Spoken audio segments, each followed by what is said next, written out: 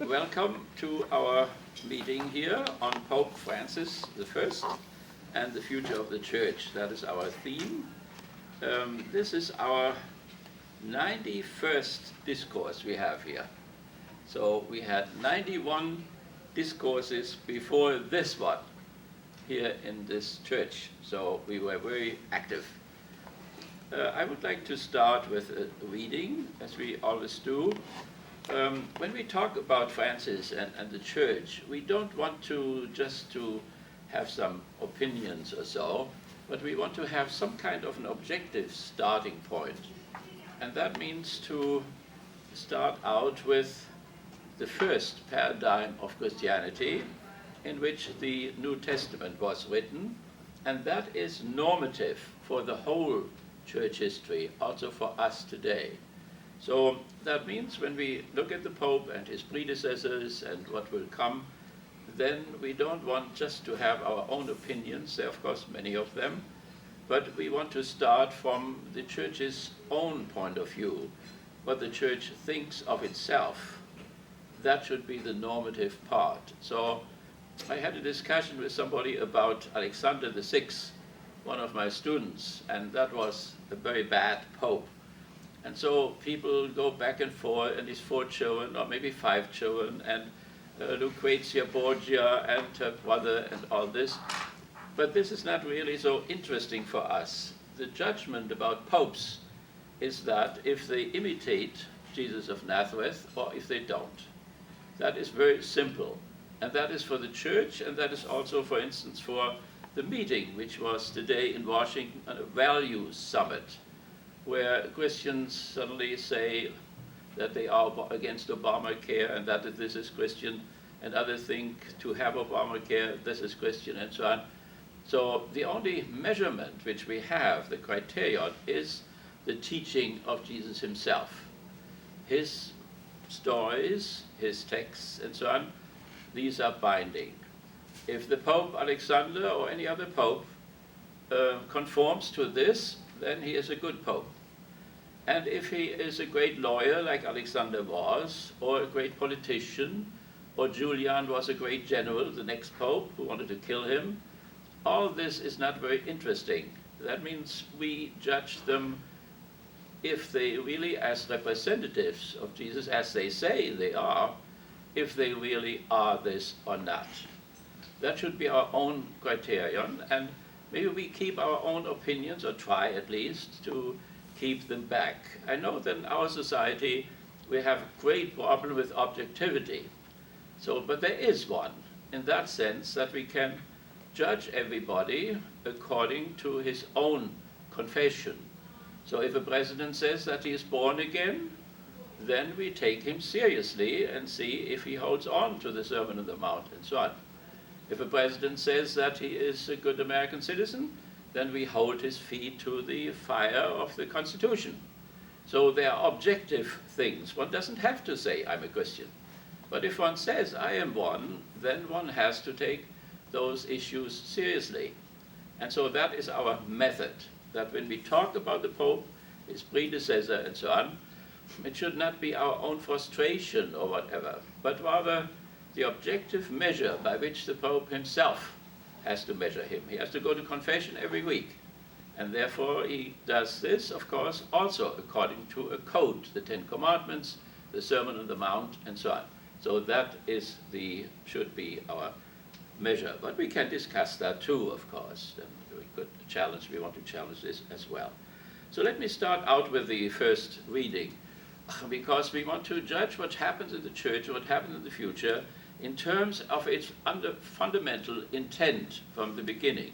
So we don't have to go into this. We know Pentecostal, when the Church was constituted, and we know that there are critics who say Jesus wanted to bring the kingdom, and all what came was the Church. A contrast between the kingdom and the Church. But they are also connected, those two. So nevertheless, Peter gives a long speech in Pentecost in Jerusalem. The first head of the first community, then James, the brother of Jesus. Jesus had 4 brothers and at least 2 sisters, and one of his brothers took over the community in Jerusalem. And he was very, very Jewish, If he had decided everything, and not Paul and not Peter, the church would probably have remained a little group in the Jewish community, and they would have gone to the temple as long as the temple existed up to the year 70, and then maybe would have become a little synagogue or so. So we don't want to go through the whole speech, but people were very much amazed what Peter had to say, and there were the first conversions, and about 3,000 people converted on first Pentecost, which was a Jewish feast, of course.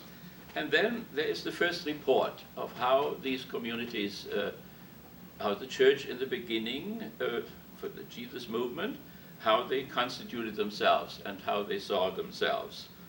We must be careful that we don't say right away, well, this is idealistic or so. It happened, really. It happened in the community in Jerusalem, in Damascus, in Alexandria, and so on, and where these texts were written, where the New Testament was written in different years. So let me read the first text there and see how the Christians at that time understood themselves. And let me repeat that this is normative. That means it's not only historical story or so, but it has something to do with the norm of what the church wants to be or should be or ought to be. These remained faithful. That means those converts now, they remain faithful to the teaching of the apostles, to the brotherhood, to the breaking of bread, and to the prayers. There you see what they did. The many miracles and signs worked through the apostles made a deep impression on everyone. The faithful all lived together and owned everything in common. That is called communism. They sold their goods and possessions and shared out the proceeds among themselves according to what each one needed. They didn't mention this today in the value summit. They went as a body to the temple. So that was up to the year 70 when the Romans destroyed the temple in Jerusalem. They went as a body together to the temple every day, but met in their houses for the breaking of bread. They shared their food gladly and generously. They praised God and were looked up to by everyone. Day by day, the Lord added to their community those destined to be saved. And that went on to the year 70, as I said, and during the war, of course, the Romans came to Lebanon and destroyed the temple. They didn't want to destroy the temple. The Romans were very tolerant, usually. They took half of the guards with them to Rome and put the guards into the Pantheon there and sacrificed to them daily. They wanted to make sure that all these local guards would somehow be helpful for the Roman Empire. There was no guard in that temple. That was difficult for the Romans to take. They could only take the Decalogue home, the 10 Commandments. They were in the temple, but nothing else. So, but in spite of that, they wanted to honor the temple. So one of their flamethrowers, they had wonderful weapons like we do, and one of the flamethrowers went into the wooden door of the temple and it started the fire. The general himself ran with buckets and the soldiers to rescue the temple, but the curtains caught fire and the whole temple burned down against the will of the Romans. During this occupation, a part of the Sanhedrin, one man in the Sanhedrin, which was the government of Palestine at that time, the Jewish government, he made a deal with the Romans. He sneaked out of the beleaguered city and made a deal, and he was allowed to settle in Jaffa outside of Jerusalem and to establish the Sanhedrin there again. It was this Sanhedrin which excommunicated the Christians, and around the year 100 or so. From that time on, the ecclesia and the synagogue are separated. And first, the synagogue persecuted the ecclesia. Paul was one of the mass murderers who went up to Damascus and killed Christians everywhere, including Stephanus, and then converted dramatically in Damascus. And then for 28 years or so, went through the whole Roman Empire and praising what he had persecuted before. So this, as far as the temple, as long as the temple existed, the Christians went there, and they were Jewish, all of them. And we must never forget this beginning, because in that beginning there is the seed which then spread and grew through the centuries. Sometimes very contradictory, sometimes in opposition to the original intent. And this is the task of every generation and us as well. So when we look at the popes and pass judgment, then we pass a judgment about ourselves at the same time. So that is our beginning, and we have something to guide us a little bit, and that is this little thing. And the next time I will print out a few more. So you saw here the reading, that is Acts 37 to 47. And that we are in a long line of discourses which we had in this beautiful church here. And I've been here for 50 years in Kalamazoo in the religion department, and I always, every semester, we had these meetings. Now, before we do this topic, in order to, those of you who don't know our little core group yet, we will have a little movie there on, can we have that? Mm-hmm. And so that we have a little bit of an introduction about the context in which we have our discussions.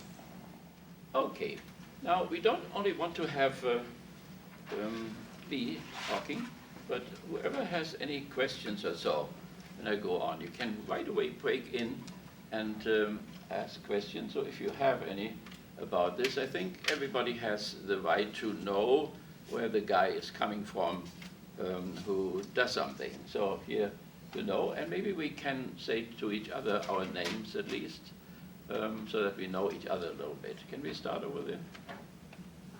My name is Jerry Schubert. Okay, very good. I'm Jim Jump. David Thomas. Famous David Thomas, yes. Okay.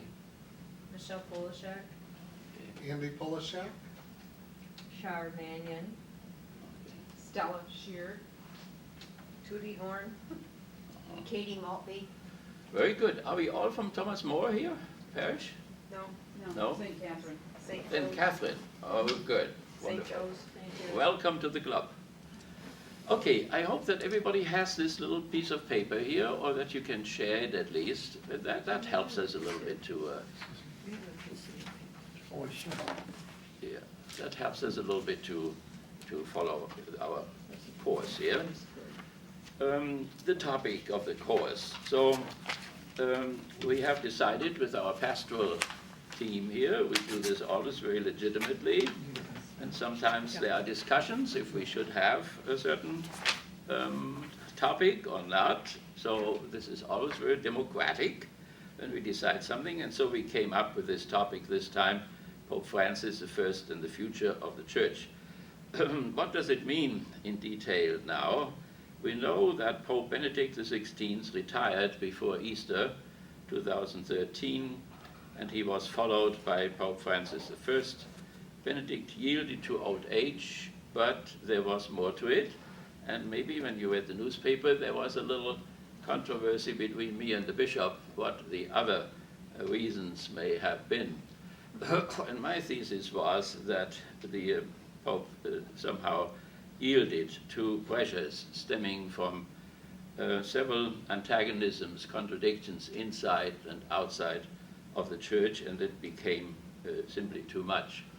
Or that the Pope's paradigm, which is a patristic one, that means the fathers, he was a specialist in the Greek and Roman fathers, that this paradigm, which the Church thought would be maybe helpful at the time when he was elected. In the Second Vatican Council, the scholastic paradigm broke down for the Church. So Thomas Aquinas was the great teacher for many centuries to whom the Church could refer. And there was something here in this area where we had neo-scholasticism. We still have the Medieval Institute. There was in Toronto, there was a big movement of neo-scholasticism. People tried to renew that paradigm and it did not work. Then they thought that Benedict, maybe with the patristic, which is an earlier Catholic paradigm, that this would work, and it did not work. So this, the Pope was honest, and I should think he should be admired for this courageous decision, because it's unusual. For centuries, popes had not resigned at all.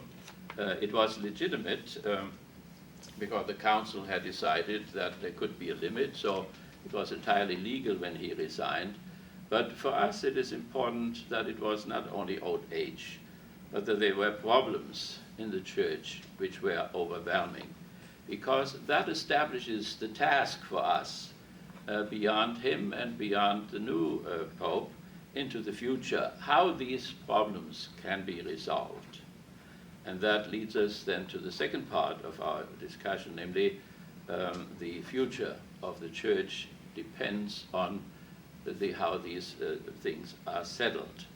We know that God is eternal, but religions are not. There are more dead religions than living religions. The Zoroastrianism is dead, and the Syrian religion is dead, and the Greek religion is dead, and the Roman religion is dead, and so on and so on. So religions start, and they come up, and then they disappear, or they move into the niche, and they become irrelevant. We have just published a book here about the religions, world religions in the public sphere, local sphere, and national sphere, and international sphere, and I just let that go here through there.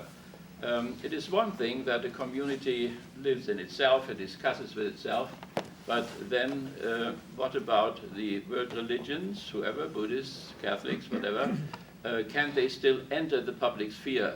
Can they still influence other people, their culture, in which the children grow up and in which the adults have to work and so on? So that is an important question. So nevertheless, the starting point is the resignation of the Pope, and it is important that he was a very serious man. He tried his paradigm, and that is important, that we do not make it a matter of opinion, but also not a matter of simply individuals or of his own history. We both were in the German army. He deserted. I did not desert. So there is a question, of his personal decisions. I never knew when a government becomes illegitimate so that you can dissolve your own oath. How much does a government have to do? If a government starts 2 wars, does that mean that all the soldiers then don't have their oath valid any longer? And our whole army would dissolve. So obviously the Pope Ratzinger, former Ratzinger, knew something about the delegitimization of the German government, which I did not know, because the German government was recognized by its enemies and by its friends to the very end, and that makes the government valid, that it is recognized by the others. So how he knew that, that's another question. We were both not only in the Catholic youth movement in Germany, but we were also in the Hitler Youth. Everybody had to be in the Hitler Youth because it was a state youth movement. But he said he never went there. That is not possible, because the police would come and get you from your parents and would take you on Wednesday and Saturday for marching around all over the place. So we have this in common, and I knew him later on as well. And I knew friends of his, and 2 of them I brought here. Hans Küng I brought here to this town, and also Johannes Baptist Metz. They were both friends of his, and not entirely of his opinion. So that is the split which occurred in the church, which is one of those problems which I mentioned. With the Vatican Council, number 2, there was great hope in the church that things would happen. That means that the church would open up to the world and would have discourse with the world. And then under Paul VI, who was a very wonderful person, but he became horribly frightened, because it was, if you keep the windows closed for 400 years, that was the former Council of Trent, then, and you keep them tight, then you have to expect that when you open them up, that the wind blows through, And so 10,000s of priests and nuns left the convents and left the priesthood, and that was a horrible shock, so that the men became a little bit neurotic. The alumni were not allowed to go to the theaters anymore at night, and all kinds of little things. The Pope simply became frightened. And this is understandable. So we want to understand persons and who are playing their roles, but at the same time, it is more than that. It is the paradigm which they have, and the question is if it can still solve our problems or not. It's the same thing in the secular society. We have the neoliberals and we have the Roosevelt liberals. And the question is which of these two paradigms can solve the problem. It's not this or that senator who really counts or is bad or good or whatever, but it sounds if their paradigm is still intact or it still helps us to solve problems. Liberalism, we call the older liberalism conservatism. That goes back to the 18th century. And then there is the newer liberalism, that is the Roosevelt liberalism, where President Roosevelt, the second one, the first one had prepared it already, but the second one, during the Great Depression, had to modify liberalism, and he took the principle of subsidiarity from the social encyclical letters, and the New Dealers used it. And that means, yes, liberalism is good, everybody should take care of himself, but what if he cannot? That means what if the circumstances are that you cannot do it? Then your family should do it. But what if your family cannot do it? Well, then the town has to do it, the city. And what the city, then the state. And if the state cannot do it, the federal government cannot do it, the UN has to do it, and so on. So smaller units sometimes come to the limits of their energy and their resources.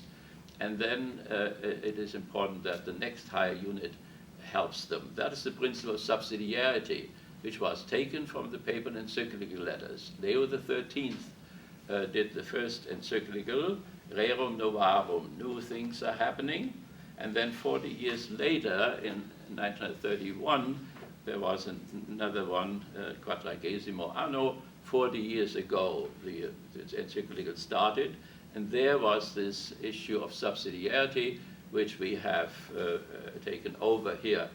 And so the Roosevelt liberals, which are in power now, they have that principle. The neoconservatives have rejected it. And this paradigm thing goes then into details, like Obamacare or Affordable Health Act and so on, and all the other little details, like stopping the government or whatever. It depends on the mindset or the set of fundamental principles, we say, out of which this action flows. So therefore it is important that you know this or that senator, but more and more important is what kind of a paradigm he has when he passes judgment on very particular issues in our politics in terms of internal politics or foreign politics and so on. Because all that is steered by these concepts. So when the Chinese say in his head, the fish stinks first, then it means when the paradigm is stinking, everything else stinks. When you have people who develop these paradigms, if they make the slightest mistakes in their brains, that will show in the streets sooner or later, and the truckers will march up with their trucks and so on and protest. So therefore it is also in the church very important that one knows what these paradigms are.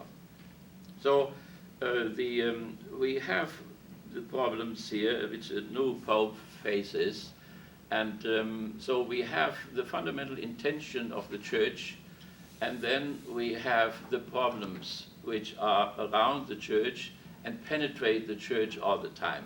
One cannot hermetically close up the church as if it was outside of the world or so.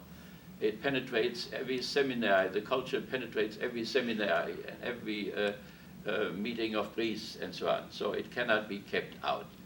So, and what we face now are in civil societies are fundamental antagonisms or contradictions, which we very often in everyday life, we do not talk about them. Even sciences, our scientists may not talk about them because they think they cannot be resolved. And since they're not solvable, therefore we should not talk about them. But if you do not talk about them, then you cannot face them, and then you cannot resolve them. So you have them always with you. And that you don't want to think about them does not mean that they will disappear because you don't think about them. So if you have cancer and you say you are a cancer denier, it will not help. As a matter of fact, it will be dangerous. Because if you do not deny it, then something can be done about it. If you do deny it, then nothing can be done about it. Okay, so these antagonisms which we have here is that between the religious and the secular, first of all.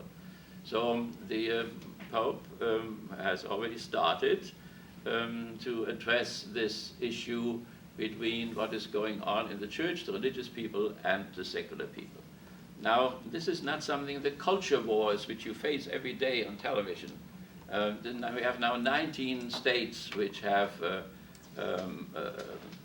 unions, homosexual unions, and some of them now want to have homosexual marriages and so on. This is just another step in the culture war and another step towards secularization. And all what the churches think, or what the Islamic people think, Dustin is a member of the Islamic community, or what the Jews think, or what the Abrahamic religions they're called, what they think, is moved further and further into the background. And that is, if you talk about birth control, or premarital sex, or stem cell research, or whatever, in all these issues, the secularity moves forward step by step. Sometimes people think, well, the return of religion, like where I go to the Ukraine, it seems that maybe their religion has returned for a while or whatever. But the overall trend in science and in legislation or so is away from the positions of the church. And that has to be addressed somehow. That means it does not happen from today or whatever. Sometimes in the States here we think, well, that's our problem, it came up yesterday. It did not come up yesterday. It started before the States were even founded. It started before Columbus. That means suddenly in the West, the antagonism broke out between the papacy, the Curia, the Holy Inquisition on one side, and the science. And there was one scientist, Copernicus, who said that this there, down there, it doesn't stand still. And he presented it to the Pope, and the Pope said, okay, so let's teach it. 70 years later, Galileo Galilei said the same thing. It looks as if it was standing still, but it doesn't. It turns around. And suddenly he was drawn before the Inquisition. He was 70 years old. They threatened him with torture, for instance, with waterboarding, which comes from the Holy Inquisition, was taken over by the SS there, and then was taken over by the CIA, and they continue to do it. So there's a bad tradition behind this. But in the 70 years between the first Pope and the second one, were the Reformation. So the church split up in itself. And today we have 1,200 Christian groups in this country. The Inquisition wanted to prevent that. But you cannot prevent bad things from happening by doing bad things. And even the best means, the union of the church, does not work really if you lose bad means like waterboarding or burning people or whatever, like the burning of Giordano Bruno or many others. So this issue then is with us, and every struggle since Copernicus was lost by the churches. So another attack was Darwin, and another attack was Marx, and another attack was Freud, and so on. Every time the church said no, and then adjusted anyway, slowly. That means the mainstream churches did. But at the fringes, there are still some who think the earth still stands still, and Darwin still was wrong, and so on. So if you have that for 400 years, then you have a credibility problem. If you enter the public sphere, then people remember this. So you had Benedict XVI, who suddenly said that the Inquisition maybe was right anyway against Galileo Galilei. The previous Pope had said to the public that maybe the Inquisition was wrong and maybe the scientists were right. now the Pope made a step backward. So the University of Rome threw him out. They had invited him, but then they did not allow him to come. So that was one of those tensions which which we are concerned with here. What we do with this, where the last Pope had problems. So the other one is, of course, the antagonism between the genders. We have a battle of the sexes in 6,000 years at least. And somehow every good marriage, and I had a very beautiful one, is an armistice which two people make with each other, and hopefully it will go well. But the battle of the sexes was somehow quieted down by a deal in which the women somehow drew the shorter stick, and there is, under patriarchal rule, and all present world religions are patriarchal, women have suffered tremendously. There is this little girl who has just received the Nobel Peace Prize there, who was shot by the Taliban and so on, because she protested that also women should be educated adequately. There were times in our religion as well where that was going on as well. So how this appears then in the church is, for instance, in terms of women ordination, or how homosexuals are treated. So there is an overall antagonism in civil society, but it doesn't stay there, but it penetrates the religious communities as well. Suddenly, sisters in different orders then study, and they get these ideas, and then they come into the church, and they don't see anymore why they should not be priests, or they begin even to celebrate the Mass. I served Maryknoll for some time, and the nuns there, they celebrated the Mass, which is, of course, considered a missa sicca, a dry Mass, and an invalid Mass by the Church, as it is the Anglican or Episcopalian Mass as well. So, but this shows that we cannot keep the antagonisms, the problems of modern society outside of the Church, that the Church has to deal with it. The attempt of 400 years between the Vatican I and II and the Council of Trent simply to shut up the Church and close the windows does not help. It comes in many, many ways, and if it's not dealt with, it produces great problems, as we have seen in recent decades. So then the antagonism between the races, of course, and unfortunately, we have not overcome this in this country. We know that there is great hate against the present president, and some of it has to do with race. So how did the Church do that in the past, and how will it do it from now on to deal with this?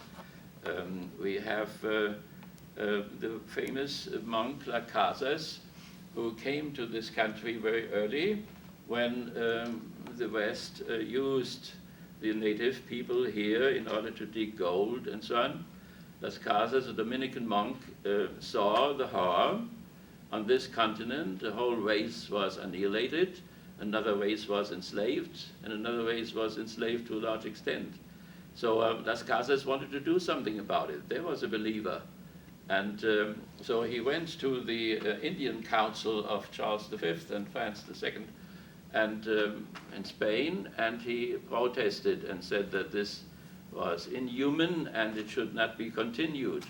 But then the holy man made a little mistake.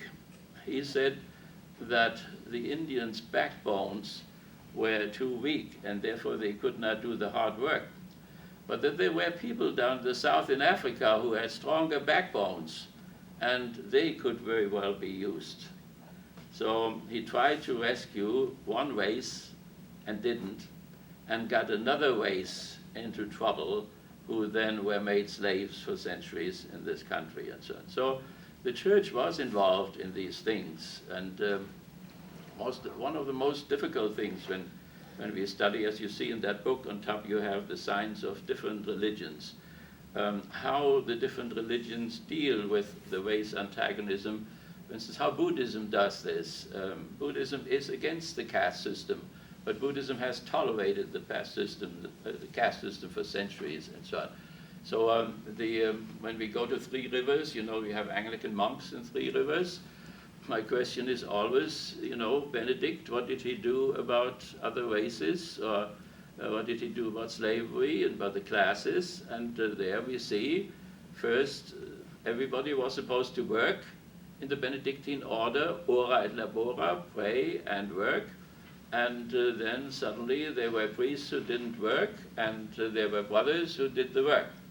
And then they brought in people from outside, and they had slaves in the monasteries. And then they had also serfs in the monasteries. And then today they are wage laborers in the monasteries, and so on. So the one test for if a religion works well or not, if it is faithful to its own intent or so, is to ask this question, how it deals with this tragedy of race difference, which turns then into class difference. For us, very often, the race difference is covering up the class difference. So that is the next one then, and as far as the classes are concerned, we have to deal here, the church has to deal with that question of the so-called middle class. Every party wants to rescue the middle class, and nobody knows really who that middle class is. Sometimes they say in Flint, the labor unions created the middle class. Then the middle class would be well-paid auto workers, like Ford Motor Company. Ford had 70,000 workers in Detroit, and he gave them nice salaries so that they could buy the T model, and he also beat them up so that they would work hard and so on. So Ford was a good friend of Hitler and got many decorations in Berlin. So that is here in Michigan. So that is, but is that no middle class, or what middle class? Usually the shopkeepers and farmers were middle class. And what about the people underneath, the working class, 250 million people, who have not even a workers' party? We don't have any labor party. We don't have any social democratic party, nothing at all. So that means they are represented by representatives and senators who belong to another class. How can they possibly represent them? So these other class members suddenly vote down the food stamps for 4 million people. Or they don't want that all people are insured. Even with the Obamacare, there are still 20 million people who are not insured. There is no country around the globe which has that. If they have these problems, why don't they go to Canada? Why don't they go to Denmark, to Norway, to Sweden, to Germany, to Russia? Everywhere it works. And here it suddenly does not work. It does not work because the paradigm does not allow it to work. When Senator Cruz talks that it just failed, he hasn't seen any failure. What he knows is that it doesn't fit into his neoliberal paradigm. So this paradigm which he has was obsolete already by 1827 when we had the First Depression, in which masses of people died, and his paradigm was not sufficient in order to deal with that, and not with any other depression which followed, including this one now, which is still around from 2008. So this, then we have this antagonism of right and left, and you hear that all the time. And so we have it also in the church. So Hans Küng and Metz, they are supposed to be on the left, and Ratzinger is on the right, and we don't know exactly where the new one will be. Sometimes he looks on the left, but sometimes he also does not look on the left. So then the issue of equality and inequality, which is important. So that some people should have health insurance and others should not. Why should we not all be equal in this? Education, equal education. Why do we have all these schools which don't really educate, and then for those who can pay, it is educate? So we have to see that this antagonism there is not only something in our head. 6 million Jews and 27 million Russians had to die for this equality, because Hitler, who was a Catholic, had this idea of the aristocratic law of nature, which is the law of the predator and the prey. In nature, the cat and the mouse are not equal.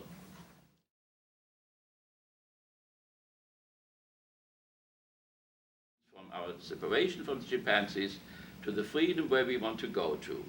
And the task of the church is to hold up the ideals, even if all people violate them, as we do. Nevertheless, to hold up these ideals and not to give in at all in order to remember or remind us where we are coming from, and that we do not go backward under no circumstances, but that we go forward no matter how hard it is. Even to walk upright was tremendous, and it took us 10,000 of years to go upright. So the church has this task to hold up the ideals, the norms, the values which Jesus of Nazareth has preached. That is our confession. We are not the religion of the book, like the Islamic people say, but we have a person in the middle of our community, and this person is normative to us, and he has established in the Sermon on the Mount highest ideals possible. Nobody even doubts this. All world religions have the golden rule. And so in spite of the fact that we violate the golden rule continually, inside of the country, outside of the country, we do not treat Syria as we want to be treated. We did not treat Vietnam as we want to be treated. We did not treat Iraq as we want to be treated. We don't want to have somebody coming in and do regime change,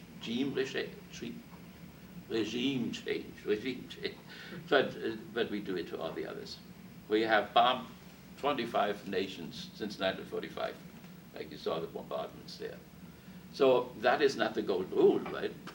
But I still think that the golden rule should be held up, and that the church should do that in spite of the fact that we cannot live up to this, but in order to be reminded not to go backward, not one step. I tell my students, even when you are tempted to say, I don't want to do that today, I do it tomorrow, you are already going toward the chimpanzees. It has to go forward under all circumstances, and you have to start out with little things to go forward, right? So that is a task, and that is an unbelievable, important task. I therefore think that the world religions, including Christianity, have an unbelievably important job to do, and there is no real replacement for them yet.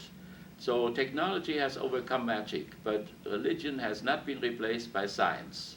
And it's very unlikely that it will be replaced by science, because science cannot accomplish what religion can still accomplish, and that is to keep those ideals going, no matter how much they are opposed by our praxis. That means no matter how great the distance is between our theory and our praxis. And that is the great power of our Jewish brothers and sisters. Throughout the history, they have had unbelievable catastrophes. And they have sinned, massively sinned. But they always held on to the law, to God's law, that these are the norms. And there was no state from 134 on, there was no state which could enforce these laws. But they held on to the laws as they also sinned against the laws. The Jews do not idealize their great men. They know that David was an adulterer and sent the husband of the woman into battle so that he would fall and he could have her, and so on. Moses was angry. Moses doubted. Moses had to die before the Israelites went to Canaan as a punishment together with Aaron, and so on. So it is a miserable, sinful people, but they held on to these ideals and did not give up. And that Christianity has inherited this. And therefore, I think that religion should be taught, and that it should not be allowed to disappear in a totally secularized society, or even disappear from the public sphere and move into a niche where it is of no relevance whatsoever for what people do in Congress or in the parliaments, and so on. Okay, so that as far as, now I lost my thing, here it is. So there we have these contradictions, and they will come up. They are painful, but if we don't look at them, then we cannot do anything about them, and the Church therefore has to look at them. So our question is then, as far as the Pope is concerned and the future, what will the Pope and we, together with him, do about these contradictions between the religion and the secular, men and women, races, classes, particularly classes? On the answer to this question will depend the future of the Church and the human world in general. In our discourse, we shall try to give and answer this question. We'll try to. The measure of our discourse is the notion and history of man and of the Church itself. The first paradigm of Christianity, as we said, is normative, the Gospels. So when we say what should happen, we would say, reform the curia bureaucracy in terms of the Gospels. And if you set up another Secretary of State, as he did recently, but now we had a corrupt one, now we have an uncorrupt one, the question is, should we have one at all? Did Jesus have a Secretary of State? No. Did he ever think of a Secretary of State? No. So therefore, this is then the way it becomes concrete there, and as far as the first paradigm is concerned. We will use inner criticism, we call that, that's just a technical term. And then you have, you can look up my roadmap, like I showed you the movie so that you know a little bit where we are coming from, and you can look up at the roadmap too, but also you have the website there, http://www.siebert.org, where you can see more, and so that you have a wider context. Okay, now, please break in whenever you want to, right? That's what we're here for. We are not a class or whatever. So whenever something comes up, cooking inside of you because of emotional dissonances or cognitive dissonances, then please come out, right? And I hope that we can create an atmosphere among us so that we do not feel intimidated or whatever, but just say what we feel, no matter if we're on the right or the left or whatever, wherever we come from. Yes? Mm-hmm. Dr. Siebert, are other religions like the Buddhists and are they also setting down and discussing having these same study groups like we are? Yeah, I think so. Definitely, we have two groups here, Sunnis and Shiites. Sunnis are here on campus. They have discussion groups, and I take my classes to them, so we discuss with them. We have Buddhist community, and we have a Jewish community. I just took them to the rabbi, and the Jewish people have this. Yes, I think so, yeah. The Buddhists too, they have, in Vietnam, the Buddhists are very peaceful people, but what happens when they are oppressed or so? They do something. They burn themselves, put themselves on fire, and they have discussions about that. There were even discussions between Buddhists and Christians. The Buddhists who did that, and some of them came from Vienna, so they had a Christian influence too. What do? DM, studied here at university in Lansing, and then he was the Catholic dictator of Vietnam. That's the guy whom we supported there. And so the Buddhist monks protested against him, and they put themselves on fire, which is called altruistic suicide, and that was discussed before, yeah. And some tried to do it here during the Vietnam War. A Methodist minister burned himself up before the Pentagon. And 3 days ago, somebody put himself on fire in protest against what is happening now in the government and so on. So, and these things do not fall from the sky, right? They are premeditated. They are all thought about and prayed about it and meditated about it. Only we only know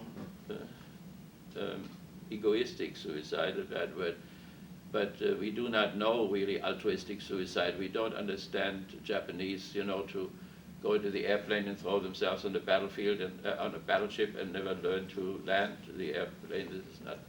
That's not West, right? It's not the Western way to do it. So it's interesting with the Jewish development, the president, the prime minister, Netanyahu from Israel, spoke last week before the UN, and he said they were Maccabees. A Christian should know what all that means when he says we are Maccabees. He remembered his grandfather. His grandfather was in a European railroad station. He didn't say German because he gets too much money from Germany, so therefore he said a railroad station. So it was a German railroad station. And a band of Nazis came, anti-Semites, and they beat up the old man. The old man told to his son, which was the father of Netanyahu, to run away, and while he was beaten up, he could run away. So as he was laying there beaten up in the railroad station, he said, "Where are the Maccabees?" And Netanyahu said, "We are now the Maccabees." And what does that mean? We are not Holocaust Jews. The Holocaust Jews are Jews who hold up their neck. There are 3,000 of them in a train and 3 SS men, and they go to the slaughterhouse like lambs. We will not go to the slaughterhouse like lambs. We will be Maccabees. Who are the Maccabees? A father and 5 sons who fought against the Greek armies of the Diadoche of Alexander the Great. And it was a horrible type of time when the Jews had huge casualties and lost all the time. But they suffered tremendously. It was the time when the Jewish people developed the idea of the resurrection of the flesh, which then was taken over. It was 200 years before Jesus.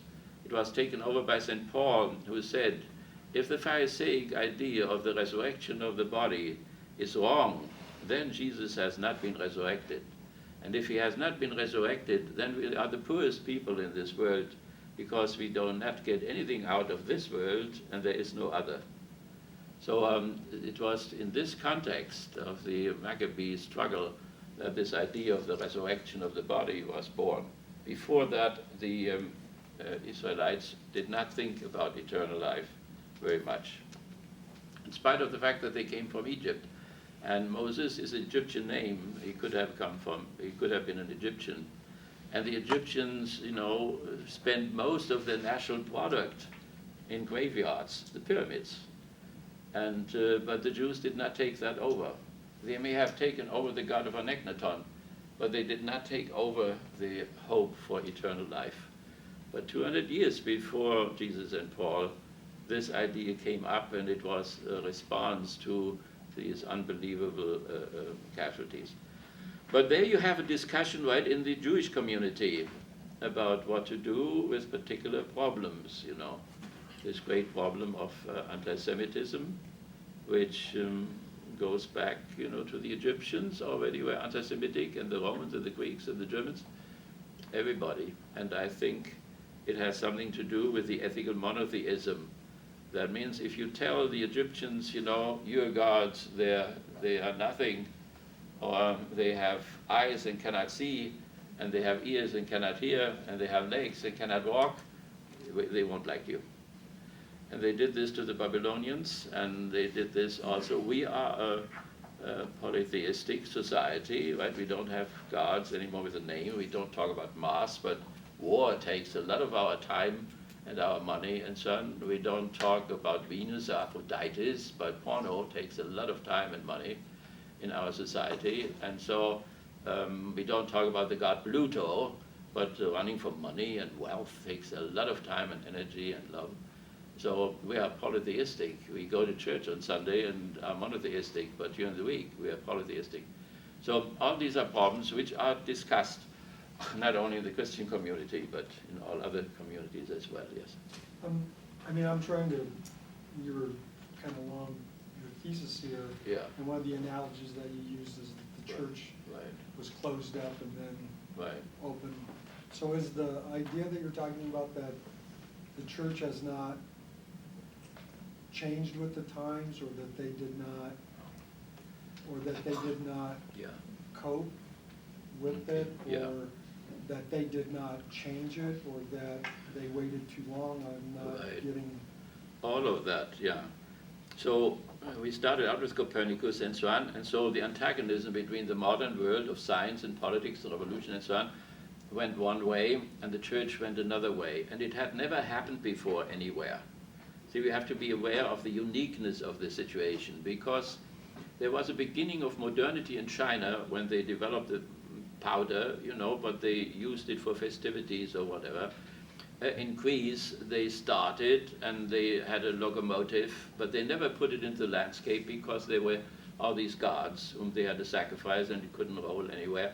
So there were beginnings, but it never broke through. And here in the West, on this little peninsula, is hanging on Asia there. Look at the map there on the cover of my book. You don't even see America on the cover of my book. It's and you see a huge Asia there and this little Europe. So there it happened that the difference between the religious and the secular became an antagonism, became a hostility, became tensions, which went on from generation to generation and continues today, and you can listen on the news and so on. So what are you doing with this, you know? Maybe there was a mistake made in the beginning. Maybe the church should have been more open, right? But if we want to be honest and objective, we have to see the argumentation of both sides. Galileo Galilei did not behave, you know, very nicely to the Inquisition. He said, "You are children, you are stupid, sit on your ass, look through the telescope, you know, develop the mathematical formulas and so on." Well, one is not so arrogant before people who have the power to waterboard you. That is not very wise. He was 70 years old, they threatened him, he was not martyr material, he rescinded. So, but in his breath there he's whispered, you know, and it turns anyway. And his daughter took the book to Holland, a very open country at that time too, and it was printed there anyway. You cannot repress it. But we also want to understand the church now. Let's see, you know, they want to understand the Inquisition, because they were not stupid people neither all the way, right? Because first of all, they had taught that in their universities already. So what was the point now? The point was that the church was shaken in its foundations by the Reformation, and that something, you know, one had to somehow balance, restabilize it again. And so they were afraid. When people read in the Bible, the sun rises and the sun sets and so on, and in one case the sun stands still so that the Jews can fight better and so on for longer, and suddenly somebody comes, no, it isn't that way. You know, the earth stands still. But we still say today, you know, when we go with our lover to Lake Michigan, say, "Honey, look how beautiful the sun sets," you know. And nobody minds really. It's all wrong. It doesn't set. "Look, honey, how beautiful the earth turns." Well, this is not very poetical, you know. This is abominable. So there is a discrepancy, and we're used to it. But the church was afraid that the farmers in the Alps, with their cows and their goats and so on, had been told, you know, that the sun was rising. And now it was obvious that the Ptolemaic model, or Ptolemaic paradigm, in which the New Testament was written, and the Torah for 1,000 years, and the Holy Quran later on, that this model was wrong. And so it is not that they wanted to hide that, probably. I think they wanted to gain time in order to prepare people better, or whatever. So therefore, they made a rather rational proposal to Galileo. They said, well, sharpen your lenses a little bit more and you see more, you know, or develop your mathematical formulas a little bit more, and then we are more certain, you know. I wonder if they were really about scientific certainty, or what it was they wanted to gain time. And then they wanted to defend the faith at the outskirts, namely the cosmological outskirts out there, because they had some kind of an intuition that if these outside walls of the castle would overrun, the next one would be biology, the next one would say psychology, the next one would economics, and the last one would psychology, where they would go inside of the soul itself, and they were frightened of this.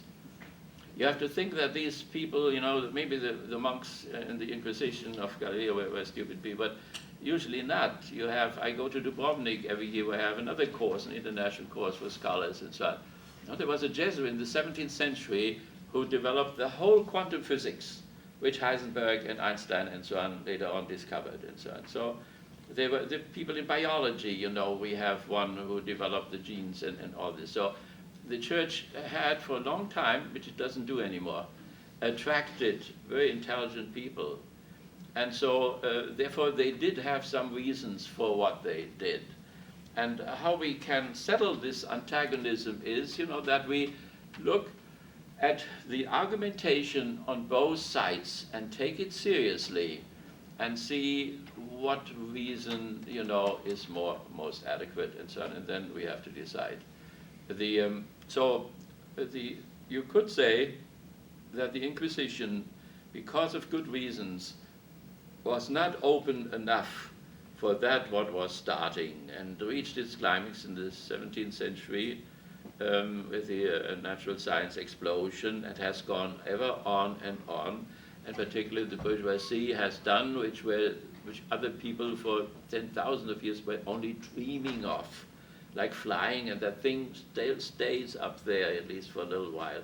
I do never read in the airplane or whatever. I'm amazed of this miracle, of these engines going on and on for 12 hours or 8 hours or whatever, and what they know about the clouds and what they know about the stars and the direction and the wind. And I look at the statistics which appears in some planes where you can see, how fast they fly and how much the wind from the beginning and the end. What work, what miracles, The church, was not aware of what would happen, and it got then worse and worse because the scientists became rebellious.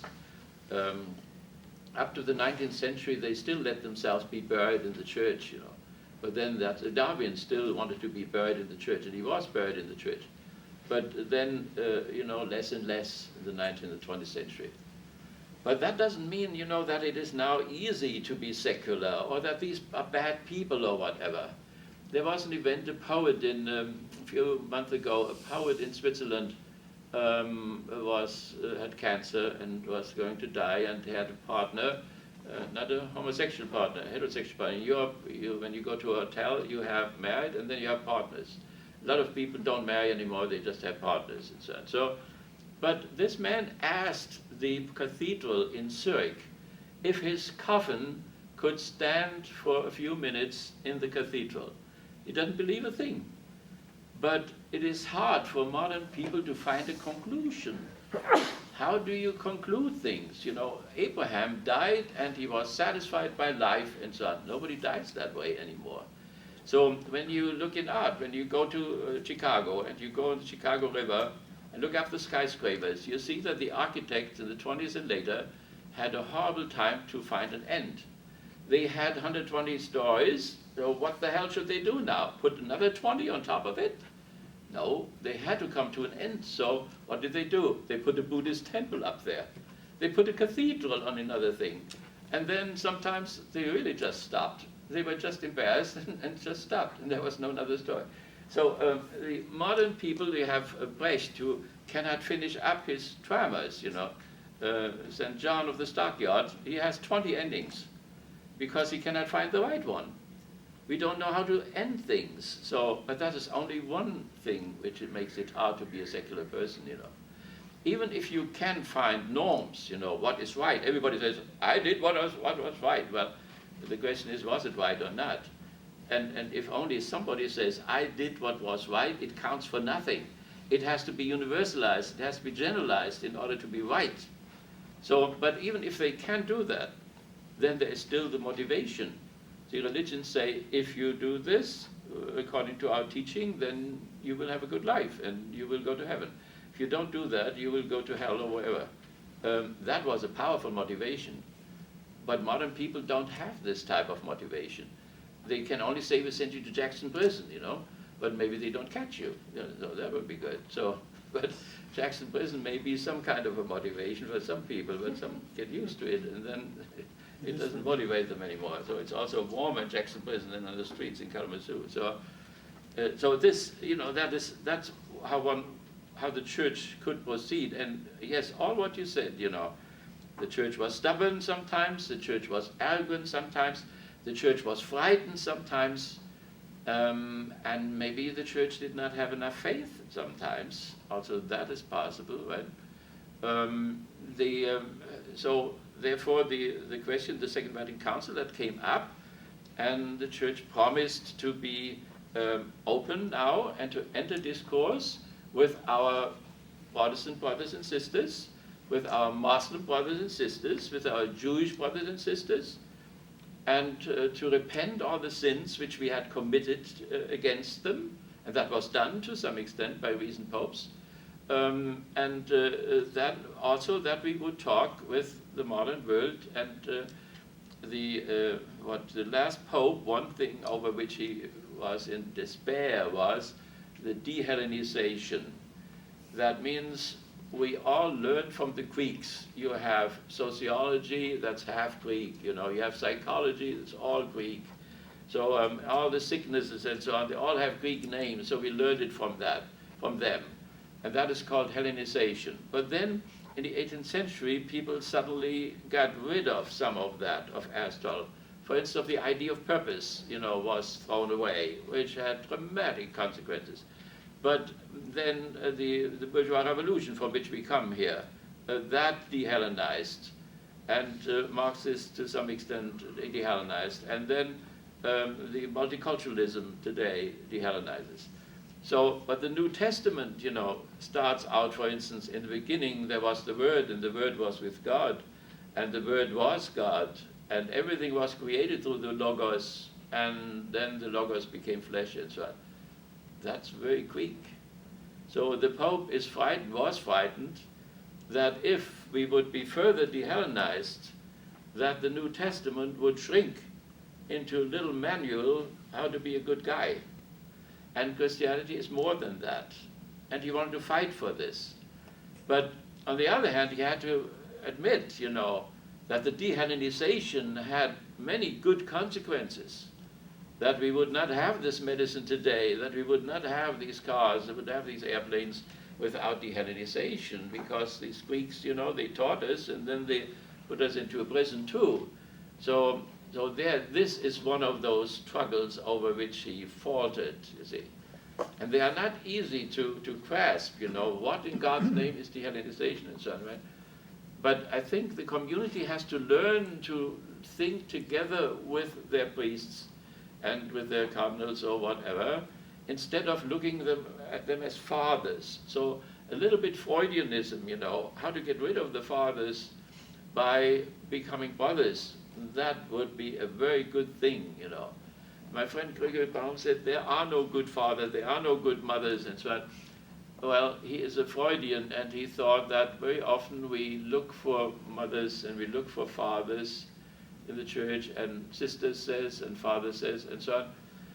And that was good, I think, for some time, but in the meantime, it doesn't work anymore. There are a lot of disappointments when you suddenly don't find that mother where you looked for her, and you don't find that father really where you look for her. They let you down, and so on. So we have to grow up, right, in a certain sense, and that takes a learning curve to grow up. So this a very, very good question, right? So our main question is, can we, you know, make that good? Can the credibility gap, you know, can that be overcome? See, if you tell these youngsters, you know, the people whom I teach, you know, on Monday morning again, they are the lost generation. They do not come here, you know. When you look to our masses, you know, there are people like me in the mass, and I like them all there, but we are really a student parish, right? And there are enough students. And all religions face that, so they can talk with each other about this. They have lost this generation, so what is it, you know? I teach a course online, and there was a Catholic girl, and she said, I grew up as a Catholic, and online they are not watched, so they are more, not so timid, and they say more what they want to say, which I like very much. So she said, I grew up as a Catholic, and then I got tired of it. And my mother took me to a Jewish temple, to the congregation there, and then I looked into that, but I didn't like that neither. And then my mother took me to a Muslim temple, and I didn't like that neither. They all have too many norms. I hate norms. So, you know, I don't know. I said, how the hell can we help you? You know, I'm lost. You need some norms. You know, your instincts are not specific enough. Therefore, you need some guidance from somewhere. And I don't know where to get it from now. So these are that's why we lost this generation, and we have to think how we can translate things in a better way to, there came up something, when I took them to the rabbi, and half of them are Arabs, and half of them are Aryans. And so the rabbi said, they asked him about hell. And I was amazed, that they would care about hell of all things, And the rabbi said there was no hell. But it's not an Orthodox rabbi. If he would be a Reformed rabbi, he would even have less of a hell. So that means the faith communities themselves are not entirely sure what they are teaching. But the students came back again and again about this no hell. So what do we do with Hitler now? Should Hitler be in the same heaven as the 6 million Jews he killed and the 27 million communists he murdered? That cannot really be. And you have also, older, Catholics who would say eternal hell, even for Hitler, is too much. Maybe it should be limited. And the Jews also say maybe it should be limited, maybe like a purgatory or something like that. Others think maybe it would be better for Hitler to be annihilated, because it's better to be annihilated than a whole eternity of being distant from the center of the universe. And so it was amazing to me that there was something there. They do have questions, so why can we not connect ourselves with those questions which they have, right? So we have to learn from whatever we may have been wrong. Certainly arrogance is not the right attitude. Certainly fear is not the right attitude. Certainly not to want to listen to the argumentation of the others. I went to a doctor today, and she suddenly started about premarital sex and things like this, and she made totally wrong arguments. I didn't have time enough, to start a discourse, but that is what we should do, right? When something comes up, everybody, wherever you meet somebody, everybody commits certain speech acts, and then you see it clicks, right? And suddenly it goes all in the abyss, and everything becomes wrong now. So that is where, let's see, also between the left and the right or whatever, where one has to be patient and loving, and not to push anybody into the corner, you see. At this moment, the Republicans lost. It would not be good to humiliate them. One has to give them something that they can look in the mirror and can say it was not all in vain. Because take something like 4 million people knows food stamps. That we need food stamps at all shows that capitalism does not work, because there are 4 million people who are not reached by the labor market. The measurement for if an economy works or not is the need system. The only purpose which an economy has is to fulfill the needs of the people. That means their food, their drinking, their clothing, their education, and their healthcare, and their home. If an economy cannot do this, it's a bad economy. An economy is not to be measured by the billionaires it produces. Every economy can produce some stupid billionaires, but to feed them all, and to educate them all, and to keep them healthy all, that is the real accomplishment. So therefore, but one, see, this is now the ideal situation, but when you really talk, and you have pushed somebody into the corner, then you must not enjoy this. You must let him get out of the corner. At this moment, I hope that the Democrats are wise enough that they will not humiliate the other side, because humiliating people hurts people, and then when you don't want to be humiliated. If you do that, you violate the golden rule. And when you violate the golden rule, the next step is the lex talionis. That is retaliation. That means they will wait for the next moment where they can retaliate. And that is this hell which Jesus tried to break with the fourth commandment. When somebody, beats you on one cheek, hold up the other. Or when the Romans ask you to carry their weapon for 1 mile, carry it for 2 miles and so on. That means that is a relaxed attitude, a let-go attitude, not an somehow attitude of mechanism which cannot relax. So, and then strike comes on strike, Wherever we kill somebody with our mechanical airplanes, somebody will be killed.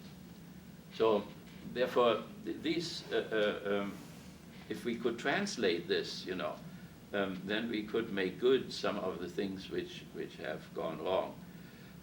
Today, something very bad happened again. There were some so-called Christians there in that values summit, which was perverse. So that the other side could easily say, Jesus came from the poor, Jesus was on the side of the poor, he identified with them, you voted the food stamps down. That doesn't look like Jesus, and so on, or you block the government and all this. But we have to understand the other side too. They are afraid of something. First of all, they are romantics. They think it was better when there was no government. You know what it was like? You can look at a cowboy movie, what that was like here when there was no government. It was only the damned sheriff, and he was on the take. And then he had to take somebody 30 miles to Lansing, to the judge who was not there, and most of the time was also on the take. So slowly, the state evolved, And these truck drivers today, don't they want to roll on streets which are kept well? Don't they want to go on bridges which don't break in when they drive on it? Now, who is doing this, you see, and so on. So, so we can learn, from what we, in the church now, from what went wrong, and a lot of things went wrong. So we look for the new Pope, that he will find the right voice and say the right words and do the right symbolism and so on. And that brings us to the next thing, the Pope of the Americas. They are very short, so that is new. The last non-European Pope, that was in the 8th century. In the 8th century, and we all know our history, right? There was one Pope from Anatolia, which is Turkey, which would be Asia. And then there were 2 from Syria, so that is not Europe. So that is a unique thing that this has happened. The first time in the 8th century that we have a non-European fellow there. It also can remind us that there was a time when we were not split from our Orthodox brothers. When I go to Yalta now, there I will meet bishops and priests of the Orthodox Church, and they are older Christians than we are. The Roman Catholic paradigm is the third one, and they are the second one. And so we took a lot from them, but then we changed also a lot. Their priests have no celibacy, only the bishops have it, but they have a strange opinion of us in the West. They think we are all apostates. That means we all have lost it. And so we have to seriously, what they think. But at that time, these 2 Syrian popes there, they were Orthodox. And they were at the same time popes in Rome. So that means there was one pope in the West. That is this guy there. And then there are 7 in the East. There's a pope in Alexandria, in Antiochia, and there's a pope in Moscow, and so on. So they are there too. We should not forget, and they have their problems too as well. But what reminds us when we see that, and it says, since the 8th century, then by 800 there was the Council of Frankfurt, and in that council we rejected the icons of the Orthodoxy, and by 1000 the schism had come to completion, and the 2 churches were then organizationally separated, but not in their teaching. There is one, so it's not a heresy, it's just a schism. And that means only there's one thing, that the Holy Spirit for the Easterners comes from the Father alone, and from us, Filioque, it comes from the Son as well, but this is not a faith difference really which constitutes a heresy. The Protestants, they are heretics. They are not only organizational, but it's a heresy, so that's much more serious what happened than 400 years later. So, nevertheless, the Pope comes from the New World, and his name is Jorge Mario Bergoglio, and he comes from Argentine. And in order to know him well, we have to know, of course, what he did in Argentine. And we also have to become serious, when we see something which is not so favorable or what may make us worried in a certain sense. We had in Argentine, we had a fascist dictatorship like in El Salvador and in many other countries. Central America and South America and the Philippines are our colonies. So every capitalistic country needs colonies. And because of they need cheap labor, and if they cannot find cheap labor at home, they have to go abroad. Wherever it is cheaper, they will go from Michigan to Mississippi and then to Venezuela, or they will go to China or to go to India or whatever. This book which you have there has been printed a few days ago in New Delhi. So, and it goes from there into their universities and then also into Singapore, which is a Buddhist republic, and from there also in the Russian Federation and St. Petersburg and so on. So, but this way you go capital automatically, not because capitalists are bad people or whatever, but the capital is an objective process which doesn't even care about the owners, even less about those who produce it, the workers. So, and then if you want to have, if you have to get that cheap labor and the cheap resources, and so what all the capitalistic countries did, they colonized. And so the British and the German and so on colonized Africa, and we, South America, and then the British had India and so on. And so in the First World War, they got in trouble with each other, and they fought each other and stole the colonies from each other.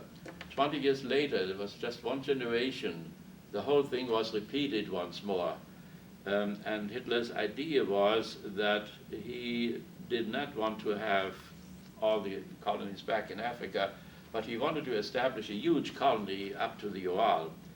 And that was his plan. That was all his plan. Nothing. Henry Ford here knew that very well. And so that means he wanted to have what everybody else had. European capital needed cheaper labor, and all the cheap labor was up to the Volga, where I go now, and then maybe up to the Ural. And so that was the plan. And so the Second World War then came about for this, with 70 million people dead. The First World War, 10 million people dead. You cannot talk about wars or concentration camps, which were labor camps for capital, without discussing capital. And that is very hard for us, I know it. But if we don't face it, we will not understand our internal problems and not the international problems neither. So I know how hard that is. And we don't, like I said to Father Ken, we will not show that picture. So we don't have to discuss things which are too painful for us. But we want to discuss our Pope here. So he comes from this territory. We have all over South America, we have people whom we paid as dictators, usually military dictators, and who we don't like, but who do our business. That means they make sure that our investments are secure and that our United Food Company functions well and that nobody will nationalize it and so on and so on. That is their task. We have that also in the Near East. We have that in Egypt, in Libya, and in Syria, and so on, because there is the Brotherhood, the Islamic Brotherhood. The Islamic Brotherhood wants to use that territory for themselves, their own resource, their own oil, and so on, and they want to establish Sharia law, and they want to establish a theocracy. Iran has already a theocracy. The Pope is a theocracy, and they also work on one well, in fact, not so much in Pakistan, but in the next one there. Okay, so nevertheless, it's important that he came from there. He is the 266th Pope. So sometimes we had 3 popes at the same time. I don't know exactly how they count them. They probably count only one, or maybe they don't count anybody. So, but nevertheless, 266 since Peter, and that is what we call the apostolic tradition. So that means they also are supposed to go back to the apostles. The Protestants will not buy this very often, but we have to prove it. So he is the first non-European pope since the 8th century, and we say that there were one from what is Turkey today and the other one from Syria have the papacy, and then he is the first New World Pope, and he at the same time has to face very old world problems, these antagonisms which we mentioned there before. Now, I said already, number 3 there, something about St. Francis of Assisi, and what we could say more about him. He came home once from Spain, and his brothers in Assisi, they had got a house. They moved into a new house. As soon as Francis saw that, he was horrified, and he gave order that they all would move out. Even the sick brothers had to move out.